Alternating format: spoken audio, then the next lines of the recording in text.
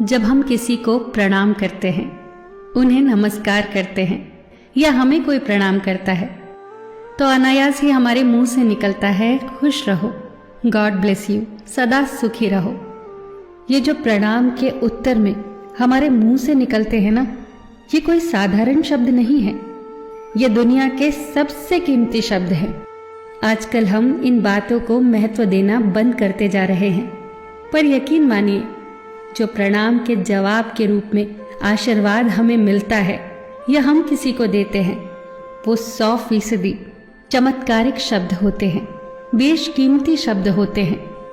एक बहुत प्यारी कथा कहने जा रही हूं। महाभारत का युद्ध चल रहा था। एक दिन दुर्योधन के व्यंग से आहत होकर भीष्म पितामह यह घोषणा कर देते हैं कि मैं कल पांडवों का वध कर दूंगा। इस घोषणा का पता जैसे ही पांडवों को चलता है तो उनके शिविर में बेचैनी बढ़ जाती है। सभी को भीष्म पितामह की क्षमताओं के बारे में पता था, इसीलिए सभी अनिष्ट की आशंका से परेशान हो जाते हैं। तभी श्री कृष्ण द्रौपदी से कहते हैं, तुम अभी मेरे साथ चलो। श्री कृष्ण द्रौपदी को लेकर सीधे पितामह भीष्म के शिविर में पहुंच जाते हैं।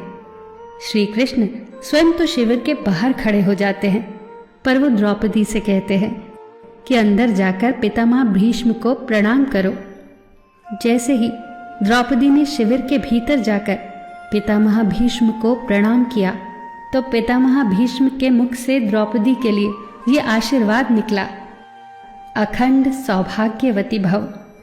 जैसे ही ये आशीर्वाद उनके मुख से निकला, उसी क्षण उन्हें स्मरण हो आया कि आज ही तो उन्होंने पांडवों के वध की घोषणा की थी और स्वयं ही उन्होंने द्रौपदी को अखंड सौभाग्यवती रहने का आशीर्वाद दे दिया।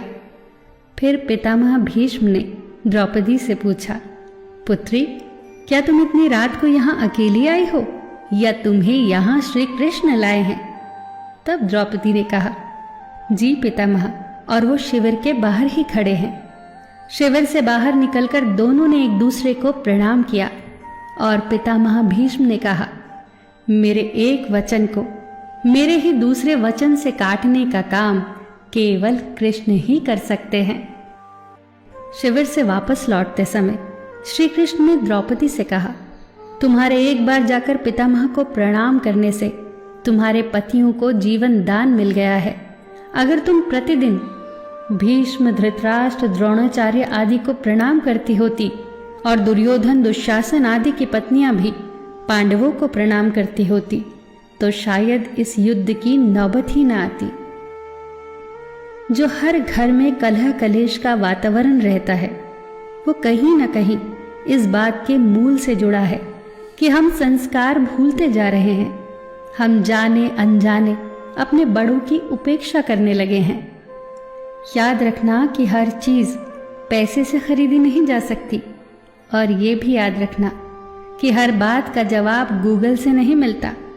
उसके लिए बुजुर्गों के पास भी बैठना पड़ता है। शरीर की खुराक के साथ साथ हमारी आत्मा को भी खुराक चाहिए, जो संस्कारों से हमें मिलती है। हम भूलते जा रहे हैं आशीर्वाद के महत्व को। आशीर्वाद एक कवच की तरह होता है, जो हर बाधा से हमारी रक्षा करता है। कितनी सुंदर बात कही है किसी ने।